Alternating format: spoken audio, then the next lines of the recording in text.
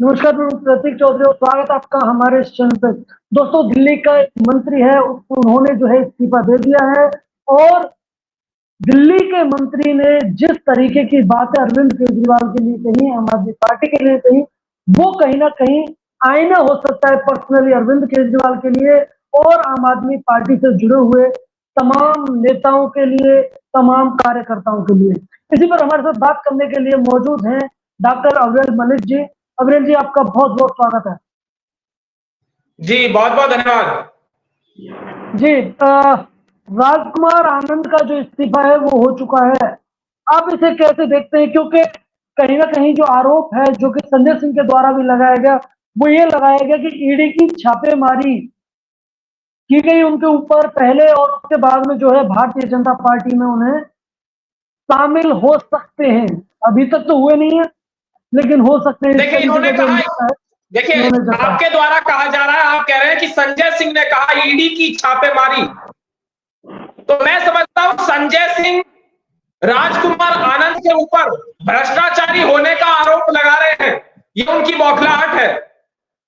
मैं इसलिए कह रहा हूं भ्रष्टाचारी होने का आरोप क्योंकि ईडी और सीबीआई उसी के ऊपर छापेमारी करेगी, उसी के ऊपर कार्रवाई करेगी जो भ्रष्टाचारी होगा, जो गलत कार्य कर रहा होगा। तो इसका अर्थ है इनडायरेक्टली संजय सिंह अब राजकुमार आनंद को भ्रष्टाचारी कहने लगे हैं। यह अजीबोगरीब मामला है और जिस प्रकार से संजय सिंह की बात है तो संजय सिंह खुद ही बौखलाए हुए हैं और इनकी बौखलाहट इनके चेहरे पर नजर आ रही है। और जहां तक आम आदमी पार्टी की बात है तो ये कोई आम आदमी पार्टी नहीं है, अब ये जेल आदमी पार्टी है।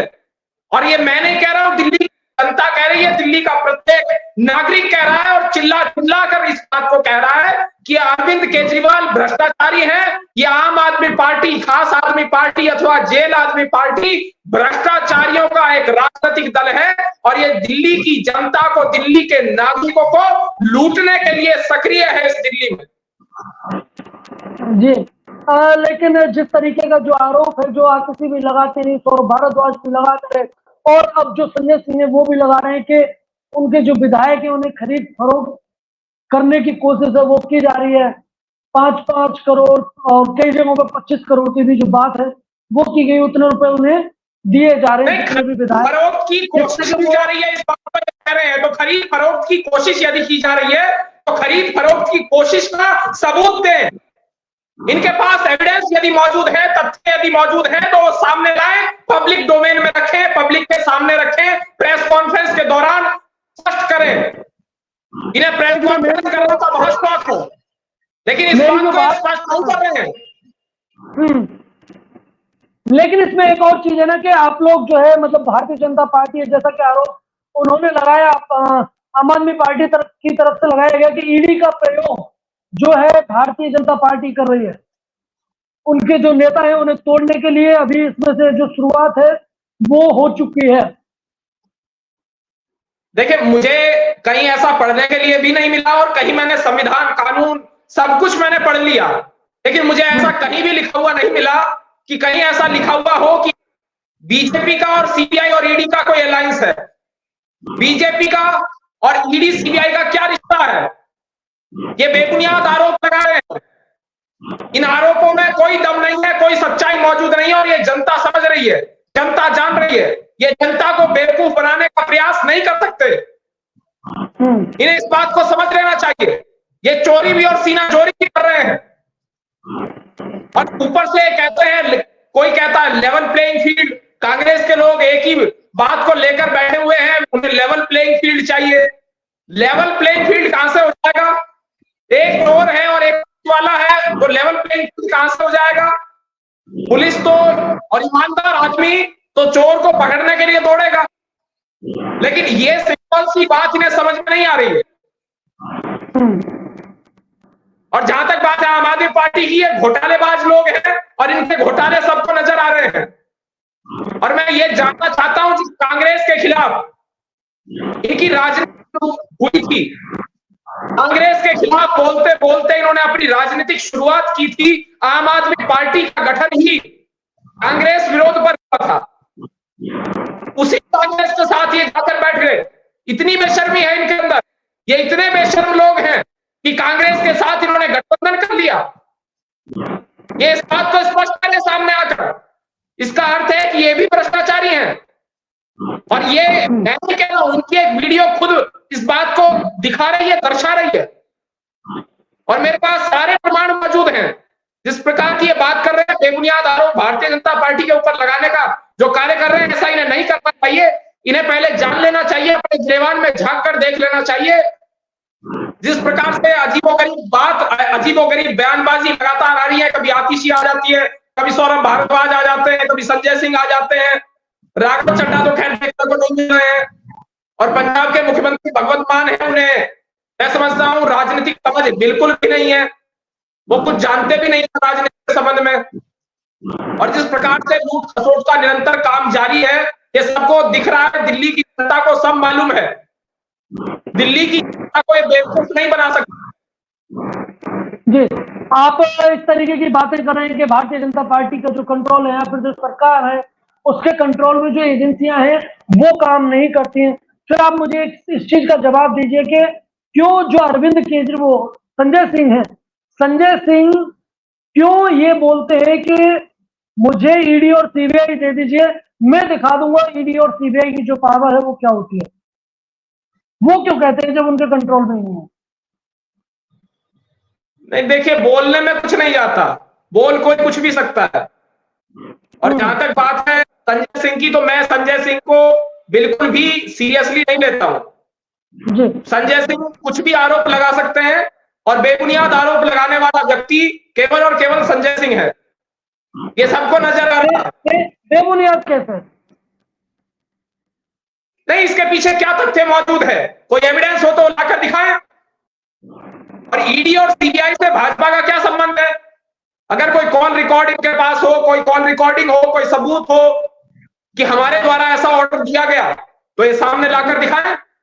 अगर ईडी और सीबीआई को सबूत मिलते हैं तो ईडी, सीबीआई, इलेक्शन कमीशन, और जिस प्रकार से ये अनेकों संस्थाओं पर आरोप लगा रहे हैं, तो स्वतंत्र संस्थाएं हैं, वो अपने तरीके से काम करती हैं।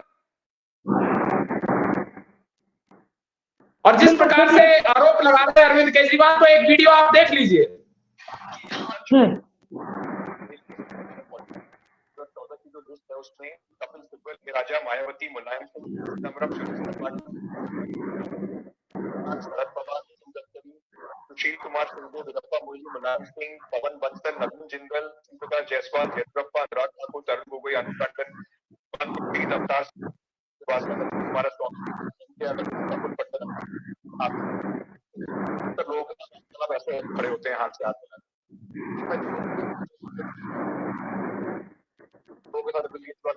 करप्ट लोगों के साथ, जैसे मैंने कहा कि मजबूरी है।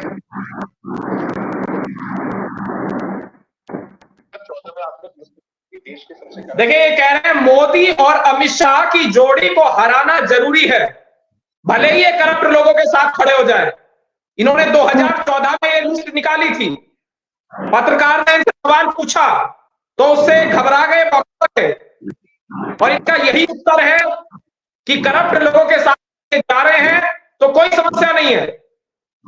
मोदी और अमित शाह की जोड़ी को हराना है, केवल इनका ये उद्देश्य है और लक्ष्य है। तो आप इसको समझ सकते हैं कि ये क्या कहना चाह रहे हैं।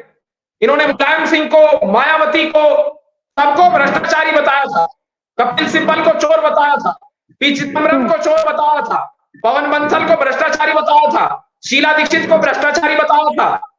इसी के आधार पर इनकी राजनीति की शुरुआत हुई थी, और उसके बाद आज ये कांग्रेस के साथ गठबंधन कर रहे हैं।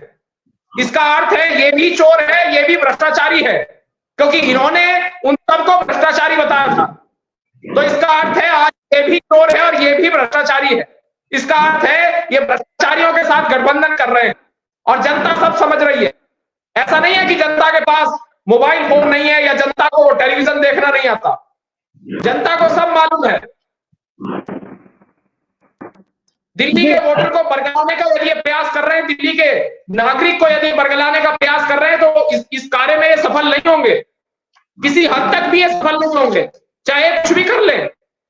ये सबको भ्रष्टाचारी बताया करते थे, कमलनाथ भी इनके हिसाब से भ्रष्टाचारी थे, शरद पवार भी भ्रष्टाचारी थे, सुशील कुमार शिंदे भी भ्रष्टाचारी थे, सलमान खुर्शीद भी भ्रष्ट थे। तो आज उस कांग्रेस के साथ आप गठबंधन क्यों कर रहे हो? कोई इनसे जवाब मांगे, ये जवाब क्यों नहीं दे रहे? संजय सिंह इस बात का जवाब दो, केजरीवाल इस बात का जवाब दे, आतिशी रोज प्रेस कॉन्फ्रेंस करने का शौक रखती है, वो इस बात का जवाब दे दे, सौरभ भारद्वाज इस बात का जवाब दे दे। क्यों नहीं देना चाहते हैं जवाब? क्या जनता को मूर्ख समझ रहे हैं? इन्हें इस चुनाव में उत्तर मिल जाएगा, देश की जनता इन्हें सबक सिखा देगी और 7 लोकसभा सीटों पर भारतीय जनता पार्टी जीतने जा रही है दिल्ली में। लेकिन जो है राजकुमार आनंद की इस बात से आप कितने इत्तेफाक रखते हैं कि ये जो आम आदमी पार्टी है, तो राजकुमार आनंद तो भारतीय जनता पार्टी के नहीं थे। राजकुमार आनंद का भारतीय जनता पार्टी से कोई संबंध नहीं था, वो वरिष्ठ आम आदमी पार्टी के। और उसके बाद उनका ये स्टेटमेंट आना, उनका ये बयान आना अपने आप में सवाल खड़े करता है और साबित करता है कि आम आदमी पार्टी और केजरीवाल भ्रष्ट हैं। इस बात को जान लेना चाहिए और दिल्ली की जनता जान रही है, समझ रही है। राजकुमार आनंद ने अपने इस्तीफा जो दिया है और पार्टी की प्राथमिक सदस्यता से भी इस्तीफा दे दिया है, मंत्री पद से इस्तीफा दिया है, तो ये अपने आप में बहुत बड़ी बात है, बड़ी खबर है। और ये जनता को दिख रही है, जनता को मालूम है, जनता डिसाइड कर चुकी है। राजकुमार आनंद ने खुद ही स्पष्ट कर दिया और राजकुमार आनंद ने देखा होगा वो अरविंद केजरीवाल के काफी करीब थे और उनका ये अपने आप में बहुत सवाल खड़े करता है और ये साबित करता है कि अरविंद केजरीवाल भ्रष्ट हैं। बिल्कुल यही जो बात है वो उन्होंने बोली। उन्होंने कहा कि जो आम आदमी पार्टी पहले हुआ करती थी, जब वो आम आदमी पार्टी बनी थी, वही आम आदमी पार्टी अब जो है जिस वायदे के साथ जो बोलकर लोगों के साथ आई थी, लोगों ने उन्हें वोट दिया था, लोगों ने भरोसा जताया था, वो उस पर खरी नहीं उतर रही है। इस तरीके की जो बातें हैं वो राजकुमार आनंद ने कही है। इस बात से आप मेरे ख्याल से पूर्णतः इत्तेफाक रखते होंगे। बिल्कुल, ये भारतीय जनता पार्टी ने बयान नहीं दिया है जी, ये राजकुमार आनंद का बयान है और राजकुमार आनंद का महत्व था आम आदमी पार्टी के भीतर। राजकुमार आनंद ने स्पष्ट कर दिया कि आम आदमी पार्टी भ्रष्टाचारी है, आम आदमी पार्टी की नीति भ्रष्ट है, बिल्कुल ये स्पष्ट हो गया। और आम आदमी पार्टी की नीति भ्रष्ट है, ये करप्ट लोग हैं, भ्रष्टाचार ही इनका कार्य है, बात को साबित करता है। और जिस प्रकार से उन्होंने तमाम घोटाले किए वो सबको नजर आ रहे हैं आज, चाहे वो शराब घोटाले की बात कर ली जाए, चाहे जल बोर्ड घोटाले की बात कर ली जाए या यमुना सफाई घोटाले की बात कर ली जाए, ये आम आदमी पार्टी के घोटाले हैं। और इन्होंने दिल्ली को जलवाने का कार्य किया, दिल्ली में दंगे कराने का कार्य किया, जो कि बहुत दुखद है, बहुत निंदनीय है। का पार्षद था ताहिर हुसैन, जिसने दिल्ली को जलवाने का कार्य किया था, दिल्ली में दंगे कराने और दिल्ली में आग लगाने का कार्य किया था।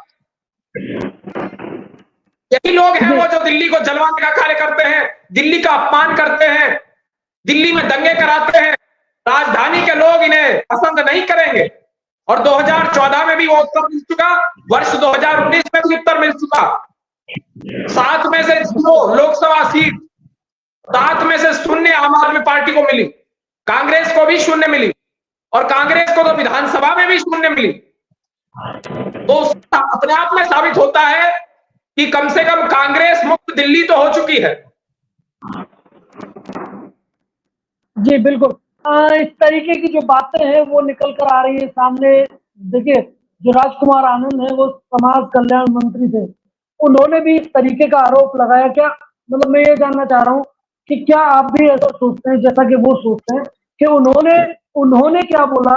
जो राजकुमार आनंद है उन्होंने कहा कि दिल्ली में आम आदमी पार्टी का जो भी शीर्ष नेतृत्व है उसमें कोई भी दलित या फिर जो पिछड़े समाज के लोग हैं वो नहीं।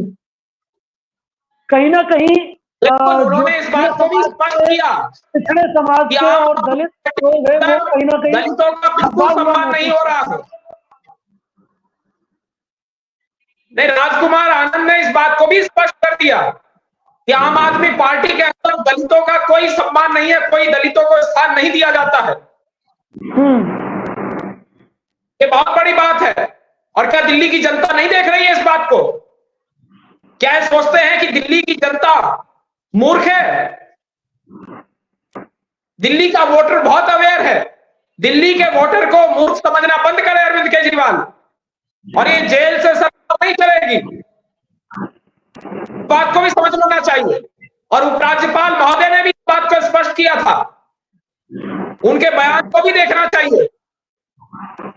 ये जो इस प्रकार की बयानबाजी करते हैं उपराज्यपाल भाजपा के हैं, तो इन्हें समझना चाहिए राष्ट्रपति, उपराष्ट्रपति, राज्यपाल और उपराज्यपाल किसी राजनीतिक दल से कोई संबंध नहीं रखते, ना ही वो किसी राजनीतिक दल के सदस्य होते हैं। वो संविधान को लागू कराने का कार्य करते हैं, कानून के आधार पर चलते हैं।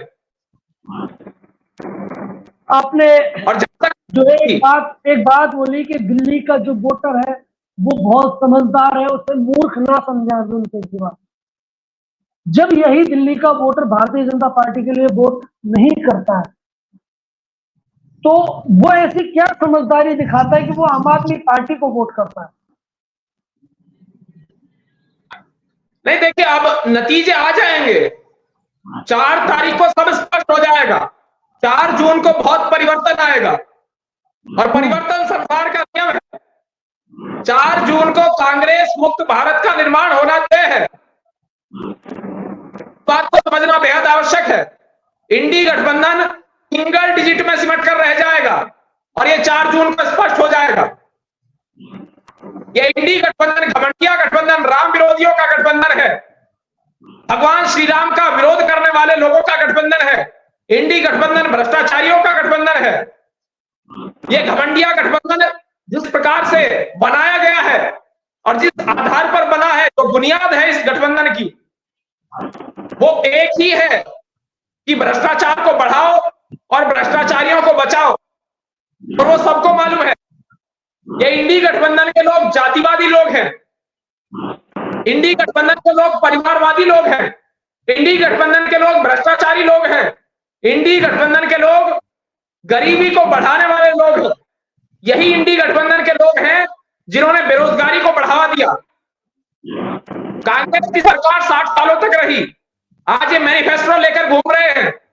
तो जो इन्हें मैनिफेस्टो इंप्लीमेंट करना था, जो भी योजनाएं चलानी थी, जितना विकास करना था, जनता ने समय दिया था इन्हें।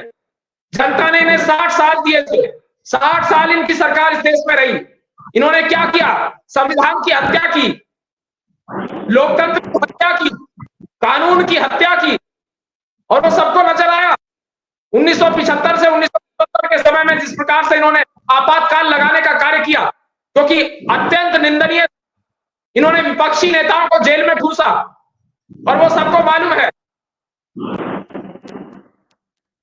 ये भूलना नहीं चाहिए। और जनता को सब दिख रहा है, सब जनता को मालूम है। जनता बहुत अवेयर है। यही कांग्रेस के लोग हैं जिन्होंने महंगाई को बढ़ावा दिया। यही कांग्रेस के लोग हैं जो 2G 3G करते हैं। यही कांग्रेस के लोग हैं जो घोटालों में विश्वास रखते हैं। हम विकास में विश्वास रखते हैं, ये घोटालों में विश्वास रखते हैं। इनकी कोई उपलब्धि नहीं है।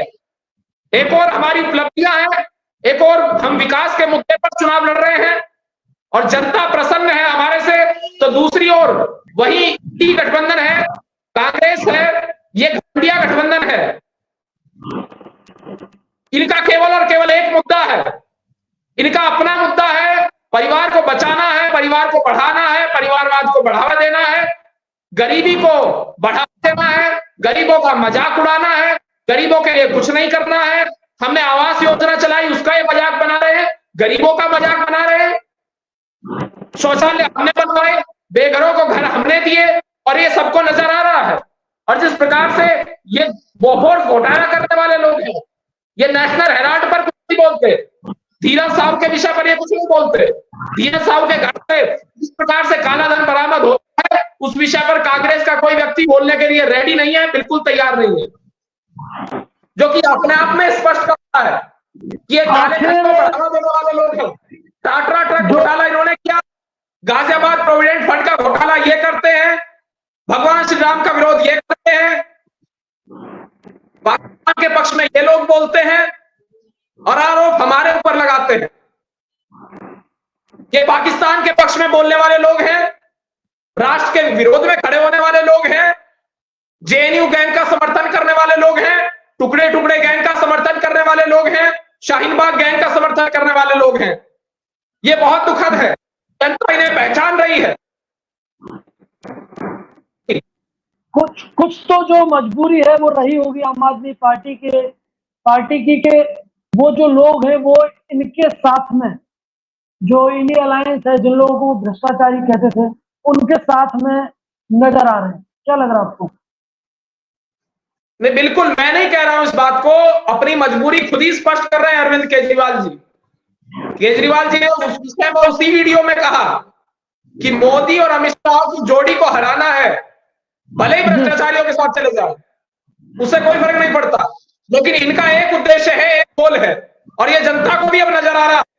ये कहते हैं मोदी हटाओ, मोदी जी कहते हैं गरीबी हटाओ, ये कहते हैं मोदी हटाओ, मोदी जी कहते हैं महंगाई हटाओ, ये कहते हैं मोदी हटाओ, मोदी जी कहते हैं भ्रष्टाचार हटाओ, ये मोदी जी करो, सबको दिख रहा है। जी अग्रजी, ये जो हमारी बातचीत है वो काफी जो है अच्छी रही, सार्थक रही। उम्मीद है इससे जो दर्शक हैं वो लाभान्वित होंगे, उनकी जो इंफॉर्मेशन है, नॉलेज है, उसमें काफी जो अच्छे से मतलब एक समझदारी है वो उनके अंदर आएगी। तो इसी के साथ में हम ये जो सेशन है हम यहीं पर समाप्त करते हैं। आप हमारे साथ जुड़े, आपका बहुत बहुत धन्यवाद। जी बहुत बहुत धन्यवाद।